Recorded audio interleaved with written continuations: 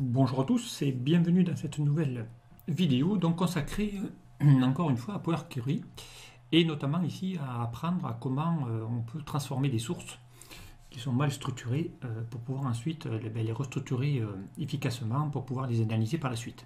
Voilà, donc sans passer par du code VBA, sans passer par des formules complexes à faire, donc on va pouvoir grâce à Power Query retransformer des données pour pouvoir ensuite nous permettre de les analyser. Alors donc j'ai déjà fait pas mal de présentations ici, donc là on va utiliser. Donc l'objectif ici de ce type de tableau, c'est de prendre ici donc on a des noms de salariés, on a leur date d'embauche, on a le service dans lequel ils travaillent, on a un taux horaire et on a les heures travaillées. Okay. Donc moi ici je voudrais donc partir de cette source qui est vraiment pas très exploitable à l'heure actuelle et de pouvoir ici la transformer directement, ok, en prenant ici voilà, ici c'est la version finale. Alors on va essayer de se créer ici une petite forme pour lui dire que ça c'est le résultat final. Voilà, donc ici on va mettre résultat final. Voilà, donc ici on part de ça pour en arriver normalement ici à ce type de format directement. Donc on va aller voir ici comment on va pouvoir faire ça. On va juste mettre un petit peu de titre et on monte un petit peu. Voilà. Le résultat final c'est lui. Voilà, on va essayer ici de créer ce genre de tableau en partant de là. Okay. Alors première étape à faire, donc là encore une fois on le fait souvent, mais ce tableau-là, donc j'ai récupéré toutes mes données. Alors ça, normalement, c'est pas sous format tableau, mais ici, il faut sélectionner tout le tableau, d'accord, et ici, le transformer en outil tableau. Donc là, c'est déjà fait. Je l'avais appelé T source 4, d'accord. Donc par défaut, il n'y est pas. Donc il suffit de prendre ici tout le tableau. Je l'ai déjà montré plusieurs fois et on le transforme. Donc à partir de là que c'est un tableau, toutes ces données, on va pouvoir ici le charger. Donc c'est parti dans Power Query. Donc on se met dans le tableau et on y va dans l'onglet données, à partir d'une plage ou d'un tableau et on fait OK. Il va charger et ouvrir l'éditeur Power Query et il va générer ici la requête. D'accord? Donc on va aller voir ici comment on va pouvoir maintenant restructurer ces données. Donc encore une fois, par défaut, je vous rappelle qu'il part de la source et ici, il va essayer de retyper les données. Donc c'est seulement cette étape-là, deuxième étape qui fait par défaut, on peut la supprimer, puisque par défaut, vous allez voir que mon tableau il va tellement bouger qu'au final, ça ne sert à rien de se créer des étapes qui ne servira pas par la suite. Ok, alors première étape, ici on va renommer la requête, on va l'appeler rapport final, je crois que c'était la source 4, donc rapport final 4. D'accord, sachant qu'ici on a déjà toutes les requêtes liées à ce classeur, elles sont déjà toutes là. Ok. Alors, donc maintenant, il va falloir qu'on structure toutes ces données-là. Et donc, pour partir de cette source-là et en arriver ici, donc il va falloir passer par des étapes intermédiaires. Et on va aller voir ici comment on va pouvoir gérer tout ça.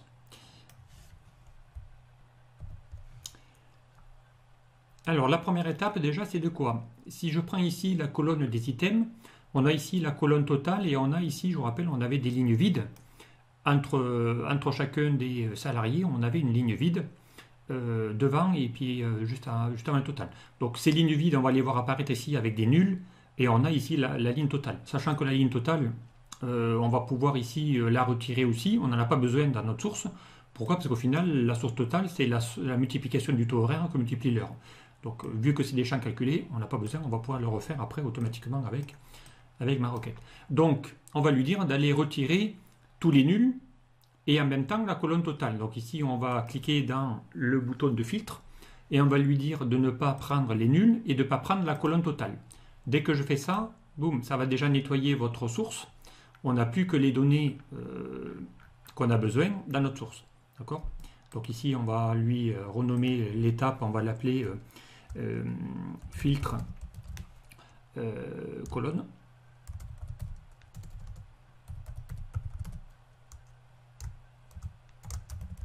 Ok. Colonne item, c'était la première, d'accord? Pour l'instant, on ne va pas les renommer non plus, les colonnes, on les fera tout à la fin quand on aura finalisé. Ok, étape numéro 2, elle est faite. Maintenant, on va passer à l'étape d'après. Alors, maintenant, donc il va falloir ici qu'on aille dépivoter le tableau, mais avant de dépivoter le tableau, ici, je n'ai pas de colonne qui me permet de pouvoir le dépivoter, ce tableau. Donc il va falloir qu'on se rajoute une colonne où il va falloir y mettre des valeurs. Et bien, pour ça, on va créer une colonne avec un index qui va partir de 0 ou de 1, peu importe, un index peut commencer à 0 ou à 1. Par défaut, il commencera à 0. Donc pour ça, eh bien, encore une fois, on a des outils qui permettent de le faire grâce à Power Query. D'ailleurs, ça peut être aussi intéressant de pouvoir créer des clés uniques d'une source que vous voulez télécharger dans Access. Si vous n'avez pas une colonne avec une valeur unique, on va pouvoir le générer rapidement avec Power Query, puisque lui, il va pouvoir vous générer des numéros d'index. Ça peut être intéressant pour les numéros de clients, les numéros de facture notamment. Donc pour ça, on va lui dire d'aller ajouter une colonne. Et dans cet onglet ajouter une colonne, on a ici une colonne, une rubrique qui s'appelle dans le groupe général colonne d'index. D'accord? Alors une colonne d'index, on peut soit la personnaliser, soit lui en créer une par défaut qui commence par 0 ou par 1. Donc nous, on peut aller partir par 0, peu importe. Et là, il va vous créer une colonne avec un numéro d'index pour chaque item qu'il voit. D'accord? Donc maintenant qu'on a créé cette colonne, ça va nous permettre ici ensuite de pouvoir nous aider à pivoter le tableau. Donc on va ici renommer la colonne. Donc on va mettre ajout colonne index. Okay. On va renommer l'étape. Ça c'est un conseil que je vous dis de faire, que je vous recommande, que ça va vous aider à vous y retrouver après dans l'éditeur avancé pour avoir le langage. Ok, donc voilà, maintenant cette colonne qui a été créée, je vais pouvoir maintenant, grâce à cette première colonne, de pouvoir déjà m'aider à transformer un petit peu cette source beaucoup plus rapidement, et vous allez voir grâce à cette colonne d'index.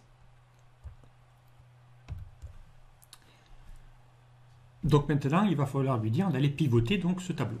Et ici, on va lui dire, donc dans l'onglet transformé, on a un bouton ici qui s'appelle pivoter la colonne. D'accord? Donc on va lui dire de le faire. Alors là, il va vous ouvrir une fenêtre. Il va falloir lui dire sur quelle colonne, ici on part de la colonne item, c'est bien elle qu'il va falloir pivoter. On va lui dire de le faire sur la colonne des valeurs. Et surtout ici, dans les options avancées, on ne va pas lui dire de faire une agrégation. C'est-à-dire on ne va pas lui dire de compter, de faire un compte. On va lui dire de ne pas agréger, donc de ne pas faire de calcul avec. D'accord? Pas de somme, pas quoi que ce soit. Et on va faire OK. Automatiquement, votre tableau a été pivoté. D'accord? Ici, on va renommer.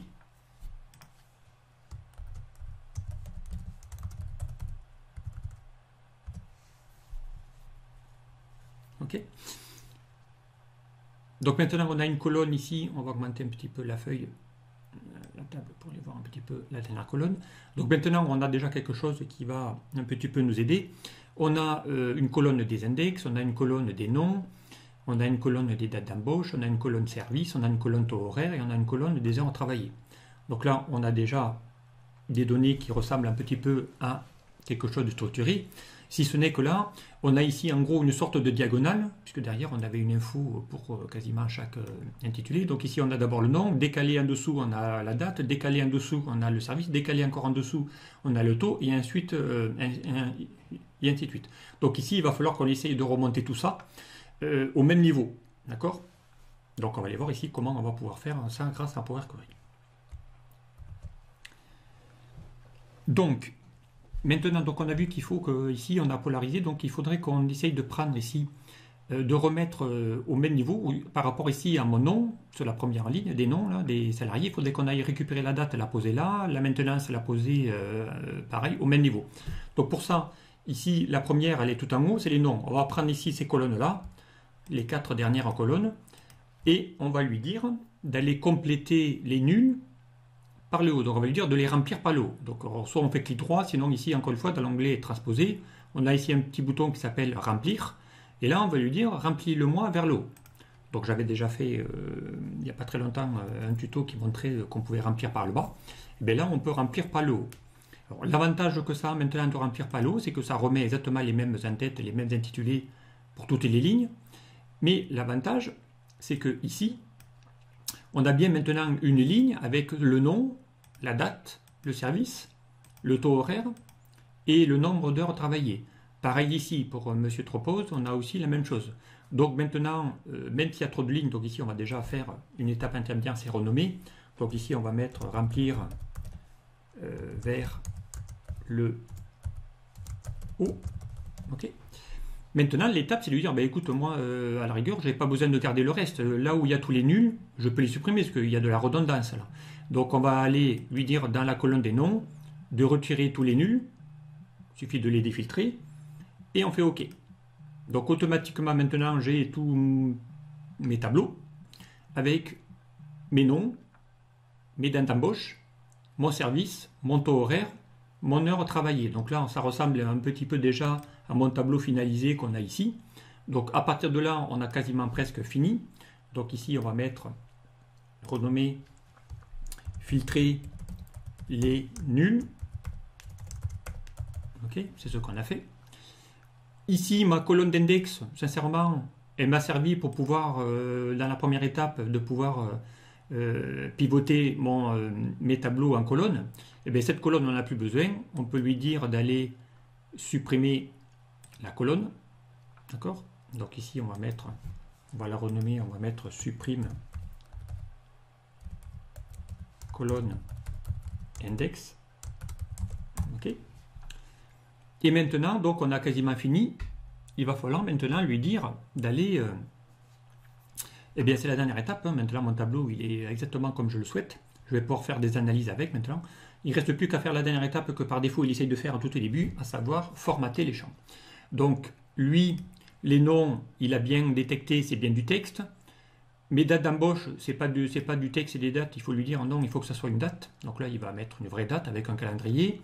Mon service, c'est bien du texte. Mon taux horaire, c'est bien des valeurs. Ici, on peut lui mettre même des valeurs décimales. Ok, c'est mieux. Et ici, on va lui mettre des valeurs entières. Ok. Donc maintenant que j'ai ici mon tableau qui est finalisé, donc ici, on va renommer l'étape qui va s'appeler formater champ. Ok. Maintenant que mon tableau est finalisé, donc on peut aller dans l'onglet accueil, voir un petit peu ce qu'il a généré en langage M pour vous montrer un petit peu qu'est-ce qu'il a fait. Voilà ici le langage Power Query, langage M, avec ici encore une fois l'instruction let in, et ici toutes les étapes qu'on a réalisées, dont on a renommé d'ailleurs toutes. Voilà.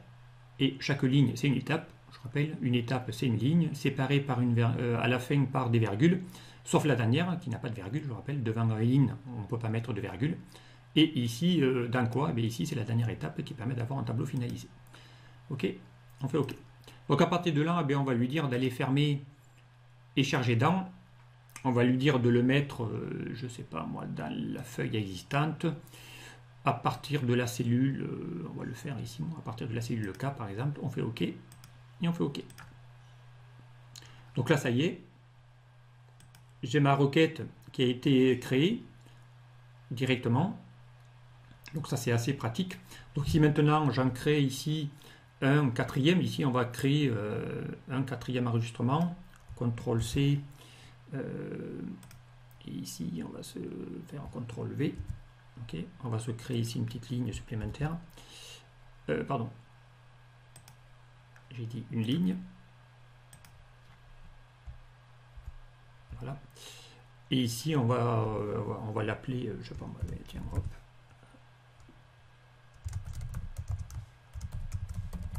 Ok.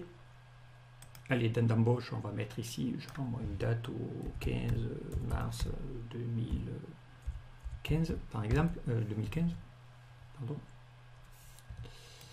2015, un petit 0 intro. Allez, service informatique. Ok. Allez, taux horaire, on va mettre, je sais pas moi, 34,58. Voilà, heure travaillée, allez, je travaillais 39 heures. Ok, donc là on a ici les données de une troisième donnée. Donc si maintenant je vais dans ma requête Power Query et que je lui dise de l'actualiser, vous allez voir que là il va bien me rajouter, voilà, automatiquement. Et maintenant je peux, grâce à ce tableau là, créer ici des tableaux croisés dynamiques beaucoup plus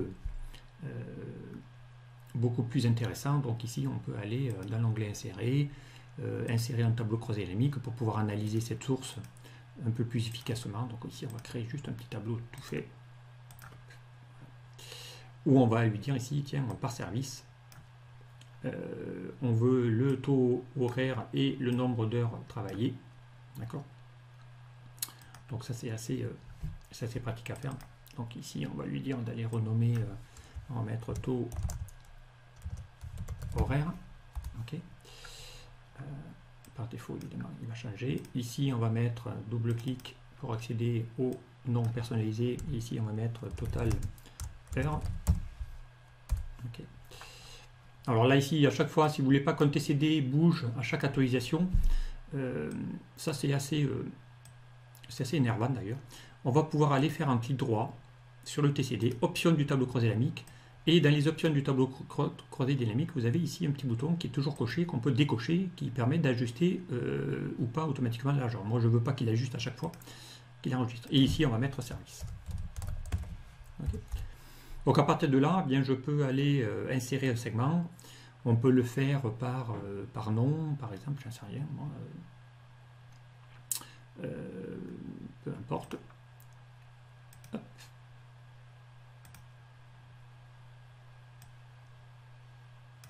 Voilà, donc ici, je peux aller chercher chacun, je peux aller sélectionner plusieurs individus pour avoir le coût des données.